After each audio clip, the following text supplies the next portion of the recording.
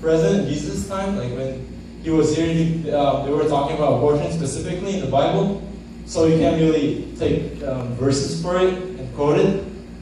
So we'll just, I got this amazing lecture from Summit, the one I went to. It's a 2-week conference, and they teach you about stuff like this: abortion, homosexuality, gender roles, and moral absolutes, and all those things. Okay. So first, if we're going to talk about abortions, we have to define what the unborn is. Okay, what is an unborn? The unborn is the baby before it comes out. So what is it? Is it a living, breathing human being? Like a toddler, like CJ? Where is it? I was going to use it. Where is it? Okay, like CJ. Or is it simply a human body part? Like your tooth, your nail, or like your hair? What is it? Why did we do that as games? I'm reading really heavy right now. Okay. So the answer. So scientifically, we know that okay, somebody read it. Scientifically, we know that from the earliest stages of development, the unborn are distinct living and whole human beings. Reading embryology books and Yeah, I'll put the sources later. But basically, if you look at it scientifically, from the moment of conception, they are actually human beings. They're distinct human beings.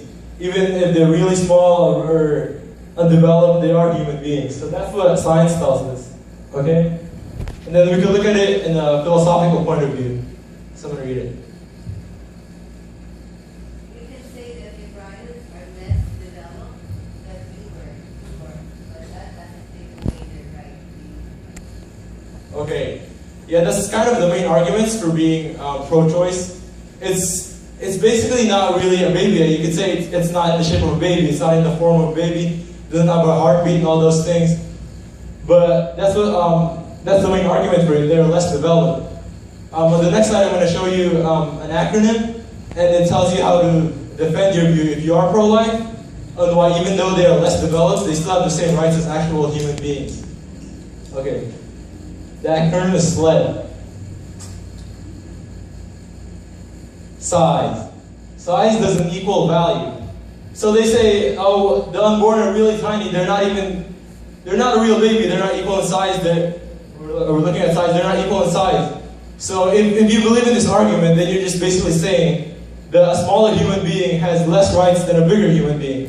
Just because they're smaller, just because they have a different size, that means they have less rights, pretty much. If your argument is the unborn are smaller in size. So that wouldn't work. Okay. Next is level of development. So basically, if they're still in the womb and they're still, let's say, 5 weeks old, they're not gonna have all the body parts of humans. They're not gonna have the same characteristics, the same abilities as actual human babies. But that doesn't take away from what they are. They're still humans. So it's still morally wrong to just take their life. If you think about it like that, it doesn't dictate their rights just because they're less aware, just because they're less developed than actual babies. Their environment. Okay, well, how is it that it's okay to abort a baby that is still in the womb, and then the moment it comes out, you can't do anything to it anymore? It has all its rights as given by the government and by everyone else, basically. It's inherent rights. Just because they change location from the womb to the hospital bed, it doesn't change anything. The next is the degree of dependency. Just because they depend on their parents and they can't survive on their own, they have to depend on their parents for nutrition, for all those things. It doesn't mean they're less human. It doesn't take away from their rights. Like teenagers. Like teenagers. Oh no, just kidding. That's a lie. Just kidding. So see, for this example, I could use people dependent on insulin. Do you use insulin? Is that what you inject? Okay, see?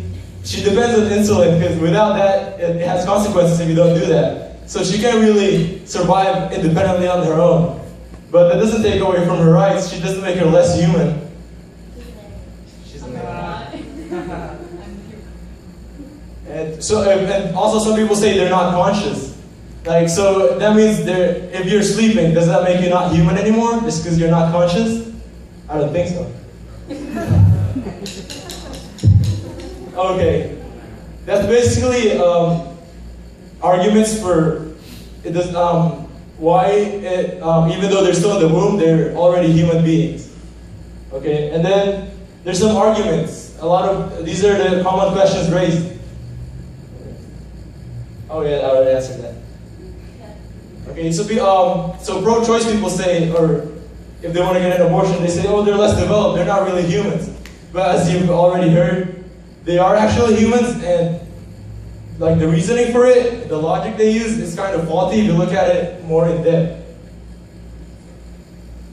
Okay. The next one is the burning lab example. So this one, professionals use this if they're professionals arguing for pro-choice. Basically, the example is you say embryos are already humans, right?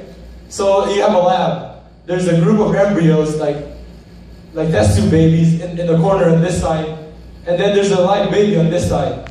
And then the lab is burning, right? So you can only save either the embryos, let's say there's 5 embryos, so that means 5 human beings, or the baby. There's only 1 baby, so what do? So that's gonna throw you off because, of course, they're both human beings, so they're supposed to be equal, and there's 5 over here and there's 1 over here. So what would you do? But that's a really hard choice. But if you think about it, let's say, Mr. William, if this church was burning, and then Nikki's here, and then Kaylin's there, I'm just kidding. Don't worry. But if this church was burning, and then you can only save either Nikki or the rest of the church people, who would you save? Oh, maybe this, I don't know. Who would you save? You would save me. Okay, yeah, but you could say, you probably save Nikki. I don't know. You could say. You didn't even answer, Steve. Our choice, man.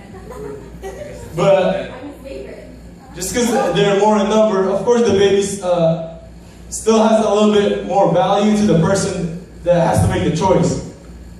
The baby's already there, and because they're all equal in value, but if you honestly ask yourself, would you save 5 test tube babies or that 1 baby? You would still go for the actual baby. This example could go in circles, but you could ask the question, the person asking you, if just be morally honest with me, what would you do? They would still save the baby. Just because you argue the embryos are already babies, that's why they're gonna give you that question. But if they think about it, they're also gonna do the same thing. It's the same choice. And the next one is rape. Okay. This one is tough, just because, well, obviously, if you were raped and you became pregnant as a result of that, people say that every time you see that baby, it's going to remind you of the person who did it.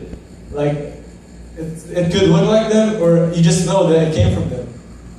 So, but the question is, does one wrong, which is rape, justify murder, which is another wrong? If you think about it, would you rather suffer injustice or inflict it? Because one evil doesn't always justify another evil. So rape doesn't justify murder.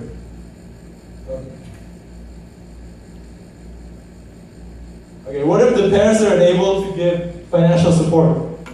Okay, this is what I would probably need to see here this night. Okay, we're saying we already proven that an embryo is just as much a human being as an actual baby, or an actual child or human being. So if I had CJ here right next to me, if you don't have money to feed him, could you honestly tell me that we should just kill him? Just because you don't have enough money to support him, just because you're economically unstable. You're not just gonna kill CJ. He's not here. We wouldn't do that. Okay. And then there's some main points that I'd like to give. Okay. Who wants to read?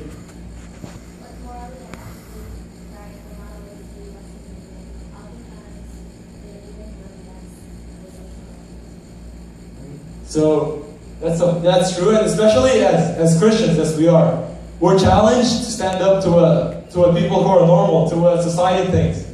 Because the social norms, they're always going to be changing. Like a few years ago, if people heard about abortion, they think you're crazy for even suggesting that we should do that.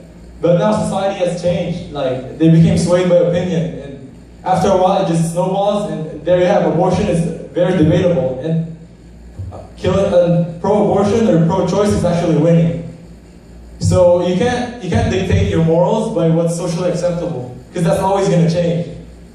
But if you know the truth and you read the Bible, and as a Christian especially, you're going to know that murder is wrong.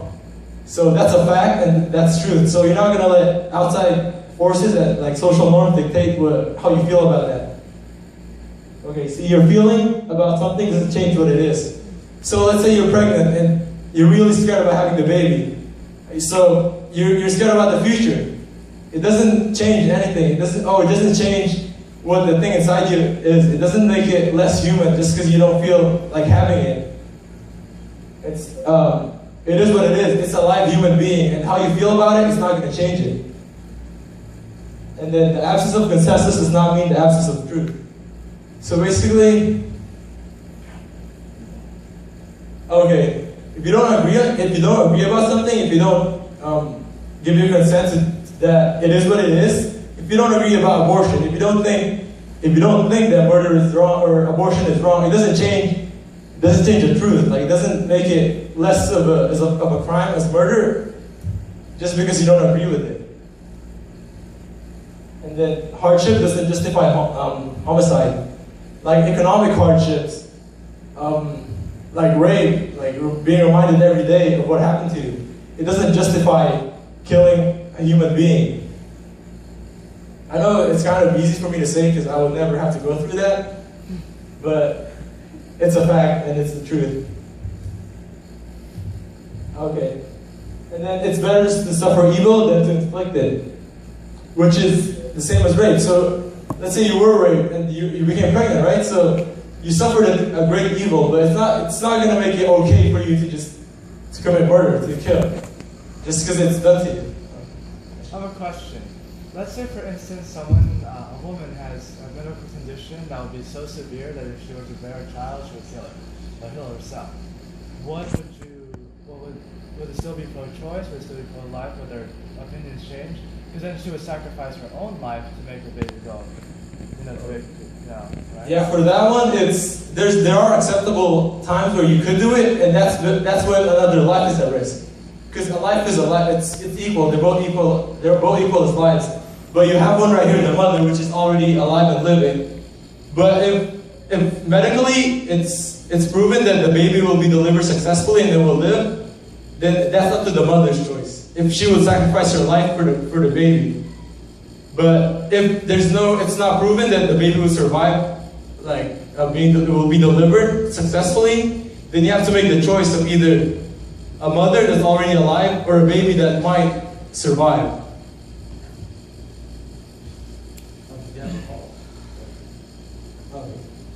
And that's why, most people are for abortion because they don't see value in an unborn baby. Like, if it's gonna give you hardship in the future, it's gonna make your future uncertain, then why would you keep it? There's no value to it. But as Christians, we're told that our values are intrinsic. They come from they're inside of us. It doesn't matter what we have, it doesn't matter what we do. We are valuable, we're all equal because we were made in the image of God. So our values, they're all the same. So it doesn't matter if that baby grows up to be you don't know what's going to grow up to be, but if it's going to be a burden to you, it doesn't matter. It still has value. Now, if you were like, a teenager, that would be like 16 or 14, let's do it even more extremely. You were raped at that age with really criminal, like really bad criminal, right? And super ugly and everything you could possibly imagine, gross, right? And right, I'm just going really extreme here, but let's say if you do, then you were to be bearing that baby, in addition to the fact that if you do bear this baby, you'll be physically crippled your entire life. Like, you will not be able to move, you'll be a vegetable your entire life. And you have to bear this baby, would it still be pro-choice or pro-life? Okay, if it was me, it's obviously going to be a really hard choice. And I'm not telling you to go around and tell people that what they're doing is wrong if they're going to have abortion. Of course, you have to sympathize with them and understand the circumstances that they're in. But just based, if you want to logically argue for it and think about it, yes, you're going to have hardship. Yes, you're going to be in pain. You're going to have all these problems. But it still would not justify killing another human being. It doesn't matter how you feel about it. It's still murder. But it's really hard just because obviously people have emotions and that's a really major factor that I can think about when you, let's say someone that your friend asks you like what they should do. It's going to be really hard. You can't just give them these things. They're not going to just listen, eat it up and listen to it just because it's happening to them. It's not as easy when you're the one having it. I have a response for that one because I think when you're saying those options, then you have really no choice but like pro-choice. Like you said earlier, you keep saying against abortion, and you gave an example, and of course, it was a confusing one, and you said, oh no, it's pro-choice on that one. We're taking God out of the equation in this one. What if God allowed the mother and the baby to survive on his first example? Or what if God helped the mother on that ugly criminal, whatever? What if God helped the mother and the baby? Well, because we're taking God out of the equation. Or what if, or scientifically, what if the mother is more to be chance to be alive? Then okay, it's a choice for the mother to keep herself alive. No, what if we ask God for help? You know, like Hagar, when she was in the desert, when Sarah kicked her out of the family of Abraham, and then Ishmael was about to die, God helped her and gave them water in the desert. We have to allow God, we have to depend on God as well. That's true. If God values life and values against abortion, as the Bible says that, you know, if God valued life really like important, that he would breathe to this person, to Adam, to make him a person, then we have to allow God for help. And we can't just say, oh yeah, it's pro-choice now, because it's a complicated scenario. It's too extreme scenario. We have to stick to what we believe. And we have to allow God to help us. That's true. That would work really well if you're both Christian, but let's say it's an unbeliever you're talking to. You can't just tell them, oh, the doctors say you might die if you keep this baby, but just trust in God. Let's say they're atheists, like they don't really want to believe in it. All right, but that's the generation we're living on. That's why. Yeah, that's why you can't really. Well, you're gonna say it biblically because they're gonna say, oh, biblical times is old already. Well, there's a response to that. Like, even if they are atheists and stuff like that, your duty as a Christian is to also still spread the word no matter what. Yeah, we still gonna. Yeah, if they still believe what they believe, then that's our accountability. Exactly, that's what it is. Because then you would wash your hands from it. You've already done your job, your duty from that point on. You know, God teaches us that we cannot be forcing religion on other people. We act as Christians to be the light of the world, to be an example, and not like a justifier, like not someone that just shoves religion down their throats. And so our duty is just, if it's possible, even if they were atheists, to tell them that there were options, that God is loving, is caring, that there is still salvation for you, and the fact that it will be from that point on whether they want to accept that or not. You know? So there should be an option not to say anything, but to say something, and then from that point, like they want to decide what they want. That's true. Okay, so I guess if they are an atheist and they give you that scenario, right? You tell them what you believe in. You tell them the facts, whatever they research, whatever they got from the doctors. That also factors in, and then you tell them what you think, because they ask you for opinion. Obviously, they trust you and they value whatever you say. So you tell them what you think. So thank you. Okay. I'm sorry. You were Michael. We were just praying. I'm so sorry. I don't know anybody here either. Let's finish the topic, and then we'll have some discussion. Oh yeah, just like the discussion. Okay, and Just go on, please. okay, yeah, and that's a factor. Like if either it happens to you or the person asks you for help. And if you're a Christian and you're a firm believer and it does happen to you, and then all the other arguments are already invalid automatically. You say, oh, I'm not sure how I'm going to raise this kid. You don't know what's going to happen in the future. You can't predict anything. That's not going to justify just killing it right now. Just because you're scared of what's going to happen in the future. Especially if you're a Christian and you trust in God's will in your life. Like, He gave you that not to make it harder for you, but to teach you and to help you grow. Maybe even it's also a blessing. So, so basically this whole thing is if, let's say you have debates in school. Like if it's in school and the debates happen like this, it's usually hard to take the pro-life stance. Because you wouldn't know what to say. And everyone gets all their information from the media. The media gives all these information for being pro-choice. They don't really give you that much if you are pro-life. It's not readily available, so you have to find it for yourself. So when these things do happen, you'll know some of it, but you can also look it up for yourself. And obviously if this happens to you or a family member or a friend and they ask you for help, you'll have something to say, and then just give them the fact, but never force them towards anything. You give them what you know, and then you try to tell them, and then the final choice is up to them. So never force yourself upon them, and always sympathize, because you don't know what they're going through, and unless you've been there yourself. Okay, and then there's question and discussion.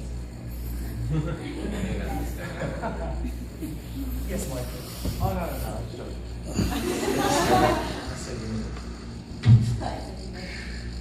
Okay, did anyone have any questions or discussion? I had one. Oh. I forgot. Oh, okay. We'll come back. Wait, so in this whole conversation, like what you're trying to teach us is are you valuing pro-life here? Like, is that the message here? Or, then I'm still confused whether you're trying to do both sides and you're saying one thing or the other, but is this about pro-life? Yes, it is. But it's like, oh. No, it would be good when you stand with pro-life. It would be really good to have specific verse that says, "Hey, God values life." I mean, there's a lot of passages in the Bible that says God knew you even when you were just conceived or you were in your mom's womb, right? You can see that even before you're born, God already knows you, right? Which is the biggest argument against having an abortion. Why? Because God already knows you intimately. He's the one that formed you in the womb, right? So if God knows you, that means you are a unique person, and you have a soul, and you're just like anyone, right? So it's really important to have those facts, things that are really from the Bible, because that's what God said, right? And as Christians, we should just be there and be the light, just like what Michael said. But again, even if they ask us for our opinion, we just give them how what we believe. But we cannot force it to them, because why? God gave us a will to decide whether you're a pro-choice or you're a pro-life. That is not our choice to make for them, right? We know where we stand in life. Why? Because God values life, right? Even when we are unborn. So people will always make up their own mind in life. And a lot of times, if they want to have an abortion, right? A lot of times they made up their mind, but God still could lead them to change their mind. So we just be willing to be ready to help them in case they come to us. right? If somebody comes to, let's say, God allowed me to minister to someone that is, ready to have an abortion, I will do what I can to sway them, but without forcing them. Hey, don't do that. That's a sin, right? Because we're not the convictor. God is the one that will convict them and will move in their lives. But if they need some financial help, right, I will say, hey, even if I can't afford it, I will do my best to help in any way. Because a lot of times, the people that are wanting to have an abortion, one, they're scared. Two, they don't have financial means. And three, they really don't know what to do in it, right? Or if they have some physical, issues, they're afraid.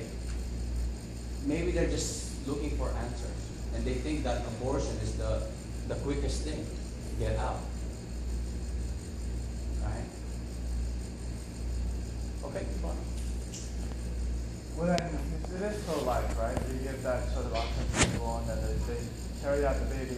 Would it not be our responsibility anymore to just give it to somebody else? Like, you would like, say that you want to reach a compromise, right? Like, okay, I can't financially support this baby and stuff like that, but when I have it, at least I can give it to the nursery and then they'll have a proper life or something else. Is that still biblical? Is that still like acknowledging like we're still the Christian life, or we have to debate? I'm not sure exactly in the Bible if they do say that, but I think abortion is a viable option. You could tell them that if they do ask you for help, that abortion is possible, and I don't think it's morally wrong or anything to give it up for adoption. If you're choosing life and death, whether to have an abortion or give the baby for adoption, that's not an equivalent choice, right? As a person, you always choose life because God values life, right? Life comes from God, right? And who are we to take life, right? God is the one that can only take life. But a lot of times we take it upon ourselves to abort the baby. And there's a lot of studies that says that when a person gets an abortion, there's a lot of pain and suffering and guilt that comes with it. Guilt that you will go through, the person that had the abortion. And I believe even the person that does the abortion, the doctor, they will have those guilt that they will go through in life, as if they're like being punished. Why? Because they know they did something wrong. Right? And it's part of that sowing and reaping. You will reap what you sow. If you sow, taking a life of an unborn baby, right? Then that's part of the consequence. And sowing and reaping is a principle from the Bible.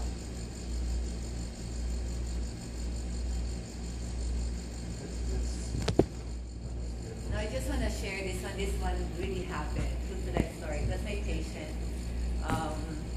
She has a heart condition, and I was the one who discovered that she's pregnant. The family doesn't know that she's pregnant. You know, we collect the urine. We're the one testing if the patient is pregnant. So, lo and behold, I saw a 2 lines. So she's pregnant. She cries. She doesn't know what to do. She's there scared. She asked me to lie, to tell her parents that, because it's taking like 2 hours already to prep her. And normally it will take us 30 minutes to prep a patient. So we even lied that she has sneezing or coughing. So, because the family is outside anyhow. So she asked my opinion. And you know what opinion I would give. And we're not allowed to give an opinion when it comes to that as a medical professional. So I was like in the middle of something, oh my goodness, what to do. But I grabbed that opportunity because she really asked me what to do. Because she really wants 100% to abort the baby. So I told her, if I'm the mom, I will keep it. But I forgot the consequences because she has a heart condition. But I wasn't thinking about the consequences. I was thinking that I know at the back of my mind that God will take care of the baby. Anyhow, 9 months after, she texted me back. She had a baby.